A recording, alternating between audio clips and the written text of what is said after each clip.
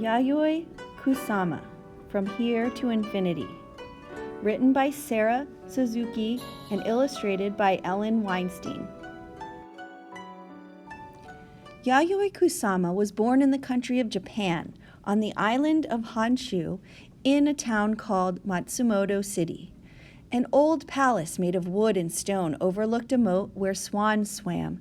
The streets were lined with little shops, and snow-capped mountains rose in the distance, swallowing up the sun as it went down in the evening.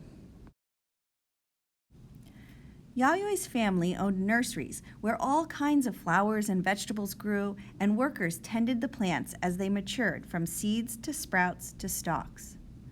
But Yayoi yearned for a different life, far from the countryside. She dreamed about what lay beyond the mountains, in places far from Matsumoto City. She longed to leave home and see the world. Yayoi's mother wanted her to stay home and learn old-fashioned manners, how to dress elegantly, walk demurely, eat politely, and find a proper husband. But Yayoi wanted to become an artist. Every day she went outside with ink and brushes and paper. She drew things she saw and things she imagined. She looked closely at the pebbles that lined the riverbed and the leaves and the stalks of plants, and she drew them as chains of tiny cells that looked like dots. When she was older and studying in art school, her teachers disapproved of her work, and they demanded that Yayoi paint in the traditional, precise Japanese style. She wanted to go where she could live without rules. When she was 28 years old, she packed up her silk kimonos and thousands of drawings and stuffed dollar bills into the toes of her shoes. It was her first airplane trip. There were only 4 other passengers, and the weather was stormy with rain and lightning. The airplane wobbled and dipped as it flew to America. In New York, Yayoi went to the top of the Empire State Building, the tallest building in the city full of tall buildings. When she looked down, she saw buses and cars and yellow taxis zooming up and down the avenues, and bankers and teachers and artists rushing to work. From up on the 86th floor, they looked like little dots. She felt very far from quiet Matsumoto City and her mother's rules. Here, it seemed, anything was possible. Yayoi set about turning her drawings of dots into paintings.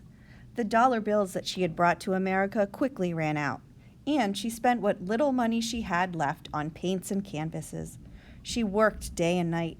She painted when she was cold. She painted when she was hungry. She painted when she was lonely. And she turned her dots into sculptures, too, into soft stuffed tubes that covered sofas and chairs and boats. She was devoted to her dots. For her, they were a way of thinking about the world among the stars, as one dot among millions of others. They were a way of thinking about infinity. Sometimes, when she grew frustrated, she visited the Museum of Modern Art. She gazed at paintings by other artists, and she thought about why and how they were made. She looked at pictures of dancing girls and swirling night skies, trying to solve them as if they were puzzles. Her paintings seemed so different from those she had seen at the museum. When she at last was ready to show her work in public, she invited all the friends she had made in New York. When she arrived at the gallery, a crowd was spilling out onto the sidewalk. Her friends lifted her into the air, shouting, "Yayoi, you've finally done it!" Word about her artwork spread quickly. Her friends told their friends, newspapers wrote about her work, and reporters clamored to interview her about her dots.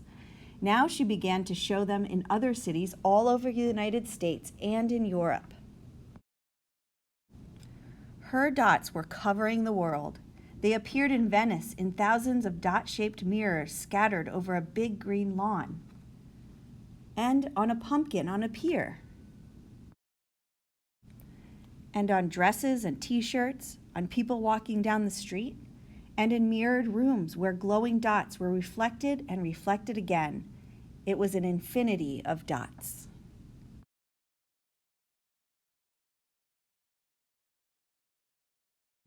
Having visited many countries all over the world, Yayoi returned to Japan.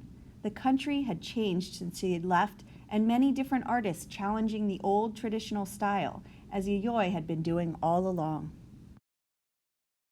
Yayoi Kusama still lives in Japan, and she continues to paint her dots every day.